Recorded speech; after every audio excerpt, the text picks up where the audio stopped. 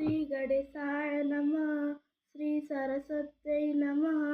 श्री गुरुचरणकमलेभ्यो नमः।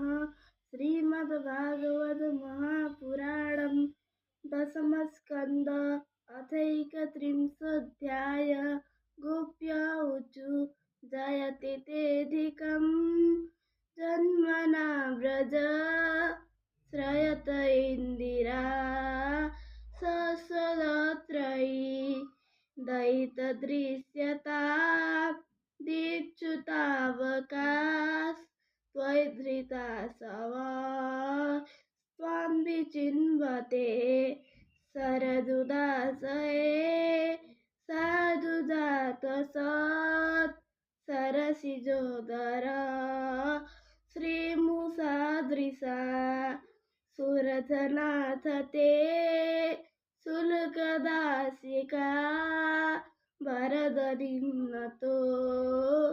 नेह किं वद विषजलाप्ययात् व्यालराक्षसात् वरेशमारुतात् वैद्युतानलात् वृषमयात्मजात् विश्वतो भयात् वृषभते वयं रक्षिता मुहुर्न खलु गोपिका नन्दनो भवा नखिलदेहिना मन्तरात्मदृक् विघ्नसार्थितो विश्वगुप्तये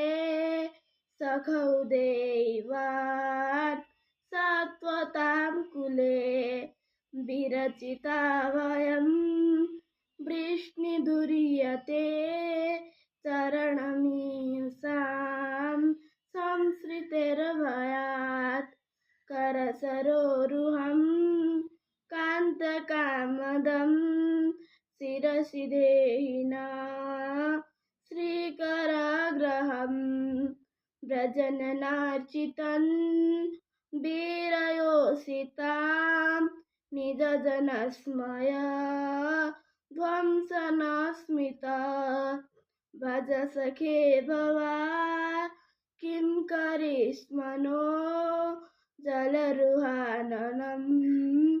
चारुदर्शया प्रणतदेहिनां पापकर्षणं तृणचरानुगं श्रीनिकेतनं फणिफणार्पितं ते पदाम्बुजं कृणुकुचेषुना कृन्दिरीक्षयं मधुरया गिरा वल्गुवाक्यया बुधमनोज्ञया पुष्करे क्षणा विधिकरीरिमा वीरमुह्यति हृदरसीदुना प्यायस्वना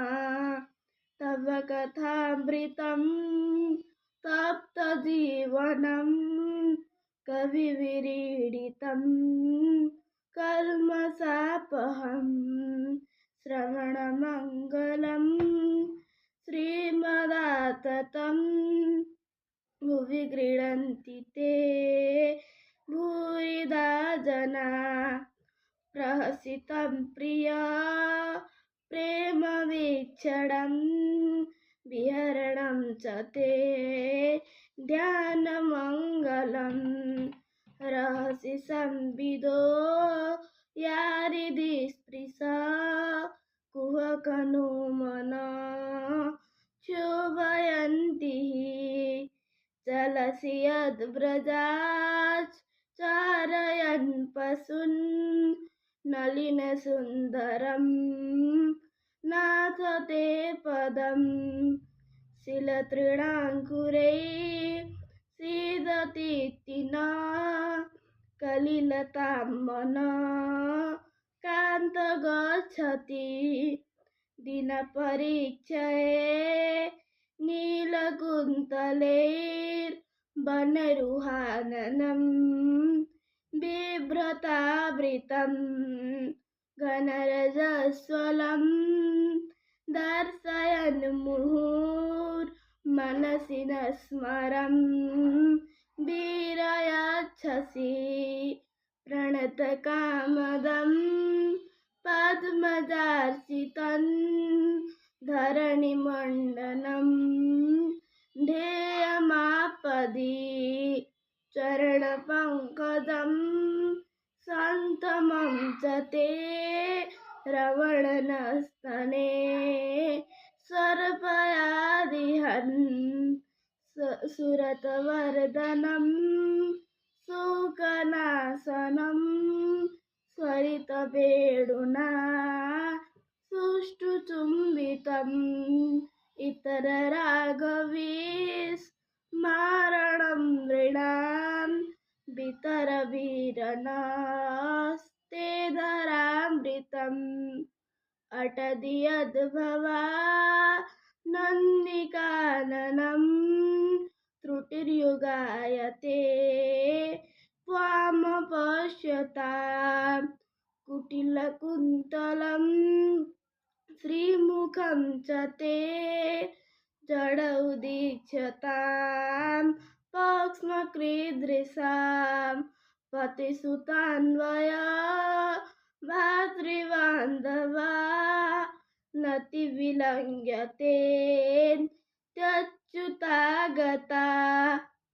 गतिविदस्तवोद्गीतमोहिता कितवयोसित कस्त्यजन्निशि रहसि संविदं ऋच्छयोदयं प्रहसिताननं प्रेमवीक्षणं बृहदुरश्रियो वृक्षधामते मुहुरत्रिस्पृहा मुह्यते मना व्रजवनौकसां व्यक्तिरङ्गते वृजिनहन्त्र्यलं विश्वमङ्गलं त्यजमनार्चनास्त्वत्स्पृहात्मनां स्वजनरेदृजां यन्निषूदनं यत्ते सुजातचरणाम्बुरुहंस्तनेषु पीतासनैः प्रियदधि मयि कर्कशेषु तेनाटवीमटसि तद् व्यथतेन किंचित् कुरुपादिभिर्भ्रमतिभिर्भवदायुषां न इति श्रीमद्भागवते महापुराणे पारमहंस्यां संहितायां दशमस्कन्धे पूर्वार्धे रासक्रीडायां गोपिकायुगलगीतं नामैकत्रिंशोऽध्यायः।